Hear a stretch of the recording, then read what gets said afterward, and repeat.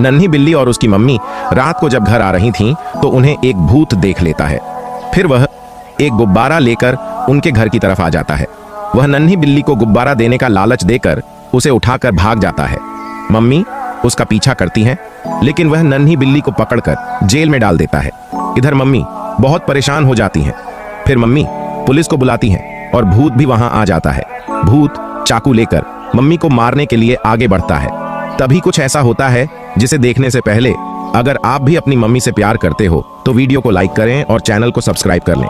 तभी पुलिस वहां आ जाती है और भूत को पकड़कर जेल में बंद